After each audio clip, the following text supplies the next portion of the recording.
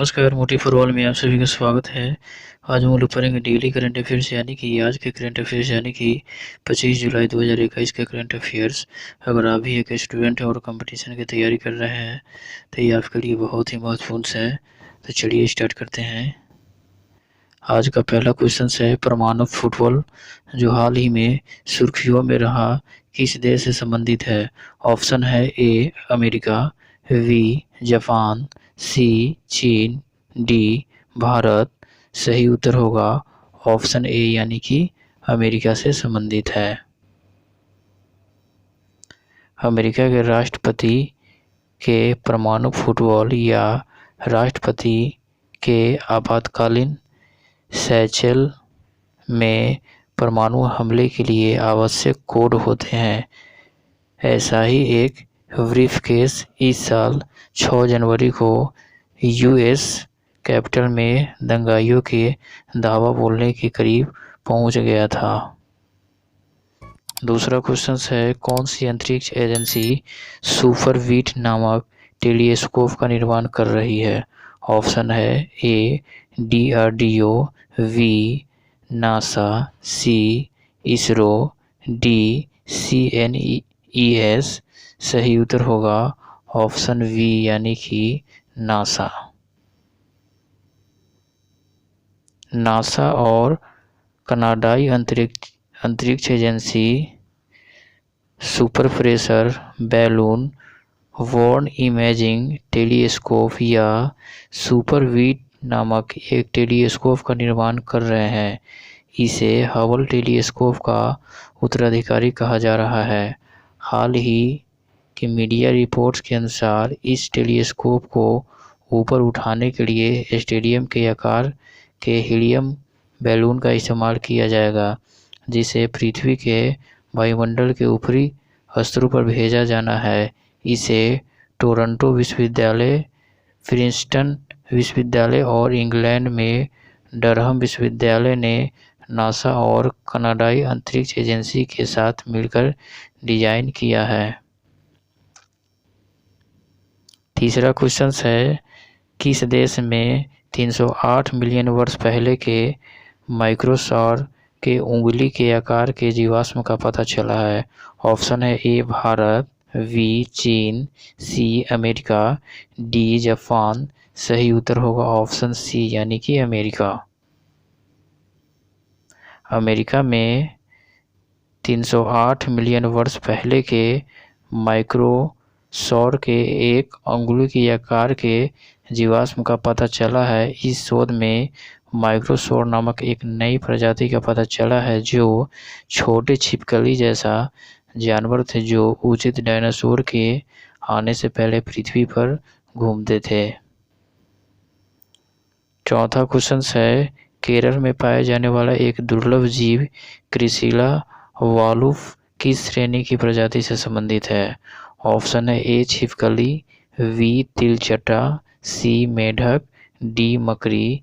सही उत्तर होगा option D यानी कि मकड़ी। हाल ही में केरल के पटेनहली झील में दुर्लभ क्रिसिला वालुफ मकड़ियों की एक जोड़ी देखी गई है। 2018 में वायनाड वन्यजीव अभयारण्य में खोजे जाने तक क्रिसिला वालुफ को 150 वर्षों तक विलुप्त माना जाता था।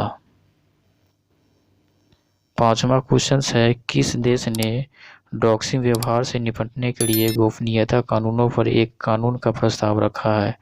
ऑप्शन है ए हांगकांग, बी अमेरिका, सी चीन, डी रूस। सही उत्तर होगा ऑप्शन ए यानी कि हांगकांग।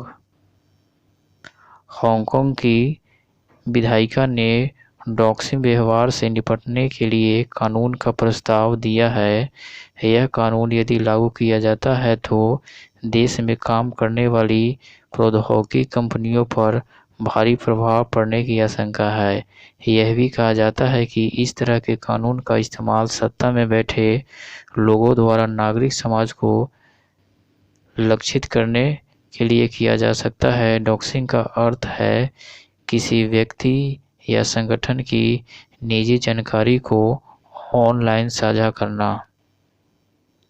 छठा क्वेश्चन है, वैज्ञानिकों के एक समूह ने तिब्बती ग्लेशियरों में लगभग कितने वर्षों से जमे एक प्राचीन विषाणु की खोज की है? ऑप्शन है ए 15,000 वर्षों, बी 25,000 वर्षों, सी 35,000 वर्षों, डी 45,000 वर्षों। सही उत्तर होगा ऑप्शन ए यानी कि 15,000 वर्षों। वैज्ञानिकों के एक समूह ने हाल ही में तिब्बती ग्लेशियरों में लगभग 15,000 वर्ष से जमे एक प्राचीन विषाणुओं की खोज की है। इसमें से अधिकतर वायरस ऐसे किसी भी वायरस से अलग है जिन्हें आज तक सूचीबद्ध किया गया है, क्योंकि वे हजारों वर्षों से जमे हुए हैं। सातवां क्वेश्चन है, ओडिशा के एनटीपीसी ने दरलीपाली में हाल ही में कितने मेगावाट क्षमता वाले दूसरी इकाई का परीक्षण पूरा किया है? ऑप्शन है ए 400 मेगावाट, बी 800 मेगावाट, सी 1200 मेगावाट, डी 1600 मेगावाट। सही उत्तर होगा ऑप्शन बी यानी कि 800 मेगावाट। ओडिशा के राष्ट्रीय ताप विद्युत निगम लिमिटेड एनटीपीसी ने दरलीपाली में हाल ही में 800 मेगावाट क्षमता वाली दूसरी इकाई का परीक्षण पूरा किया है। इससे अब एनटीपीसी की कुल स्थापित क्षमता अब 66,875 मेगावाट तक पहुंच गई है।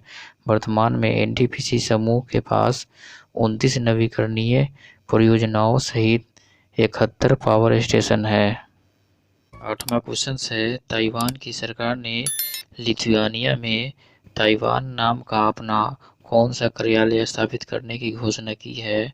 ऑप्शन है ए पहला, बी तीसरा, सी चौथा, डी पांचवा। सही उत्तर होगा ऑप्शन ए यानी कि पहला। ताइवान की सरकार ने लिथुआनिया में जल्द ही ताइवान नाम का अपना पहला कार्यालय स्थापित करने की घोषणा की है। ताइवान की सरकार ने यह घोषणा की इसलिए है कि क्योंकि वह बीजिंग के लगातार बढ़ते दबाव के साथ दुनिया भर में अपनी राजनयिक उपस्थिति को मजबूत करना चाहती है। 9वां क्वेश्चन है, मध्य प्रदेश राज्य में ओरछा और किस शहर को यूनेस्को द्वारा अपनी ऐतिहासिक शहरी लैंडस्केप परियोजना के तहत चुना गया है? ऑप्शन है ए इंदौर, बी भोपाल, सी जबलपुर, डी ग्वालियर। सही उत्तर होगा ऑप्शन डी यानी कि ग्वालियर। यूनेस्को द्वारा हाल ही में मध्य प्रदेश राज्य में ओरछा और ग्वालियर शहर को अपनी ऐतिहासिक शहरी लैंडस्केप परियोजना के तहत चुना गया है। यह प्रोजेक्ट वर्ष 2011 में शुरू किया गया था, जबकि वाराणसी और अजमेर सहित दक्षिण एशिया के 6 शहर पहले से ही इस परियोजना में शामिल है। 10वां क्वेश्चन है, भारत में किस मंत्रालय के संयुक्त सचिव रश्मि रंजन दास को संयुक्त राष्ट्र कर समिति में नियुक्त किया गया है? ऑप्शन है ए शिक्षा मंत्रालय, बी खेल मंत्रालय, सी वित्त मंत्रालय, डी सूचना और प्रसारण मंत्रालय। सही उत्तर होगा ऑप्शन सी यानी कि वित्त मंत्रालय। वित्त मंत्रालय की संयुक्त सचिव रश्मि रंजन दास को संयुक्त राष्ट्र कर समिति में नियुक्त किया गया है। वे 2021 से 2025 की अवधि तक इस पद पर कार्यरत रहेगी। यह समिति विकासशील देशों और उनके विभिन्न नीतिगत वातावरणों पर भी ध्यान केंद्रित करती है। इस समिति के नवनियुक्त सदस्यों में से अधिकांश विकासशील देशों से हैं। 11वां क्वेश्चन है, निम्न में से किस शहर में विश्व का पहला 3D प्रिंटेड स्टील ब्रिज खोला गया है? ऑप्शन है ए वाशिंगटन डीसी, बी एम्स्टर्डम, सी पुणे, डी टोक्यो। सही उत्तर होगा ऑप्शन बी यानी कि एम्स्टर्डम। नीदरलैंड में एम्स्टर्डम में हाल ही में विश्व का पहला 3D प्रिंटेड स्टील ब्रिज खोला गया है। यह परियोजना एम्स्टर्डम शहर में ओदे जीडस आस्टर वर्गवाल नहर पर खोली गई है। इस ब्रिज को Amsterdam west 3D metal printing company MX 3D ने बनाया है। इस ब्रिज को बनाने के लिए 4500 किलोग्राम स्टेनलेस स्टील का उपयोग किया गया है। 12वां क्वेश्चन है, केंद्रीय मंत्रिमंडल ने हाल ही में किस केंद्र शासित प्रदेश में एक केंद्रीय विश्वविद्यालय के गठन को मंजूरी दे दी है? ऑप्शन है ए मुंबई, बी कोलकाता, सी लद्दाख, डी दादर नगर हवेली। सही उत्तर होगा ऑप्शन सी यानी कि लद्दाख। केंद्रीय मंत्रिमंडल ने हाल ही में लद्दाख केंद्र शासित प्रदेश में 750 करोड़ रुपए लागत वाली परियोजना के तहत एक केंद्रीय विश्वविद्यालय के गठन को मंजूरी दे दी है। आने वाले 4 वर्ष में इस विश्वविद्यालय का पहला चरण पूरा हो जाएगा। इस केंद्रीय विश्वविद्यालय के गठन के लिए केंद्रीय विश्वविद्यालय अधिनियम 2009 में संशोधन के लिए विधेयक पेश किया जाएगा। 13वां क्वेश्चन है, भारत के किस राज्य के अधिकारियों ने ट्रांसजेंडर कॉलेज के छात्रों के लिए विश्वविद्यालय में प्रवेश के लिए आयु सीमा हटा दी है? ऑप्शन है ए गुजरात, बी महाराष्ट्र, सी पंजाब, डी केरल।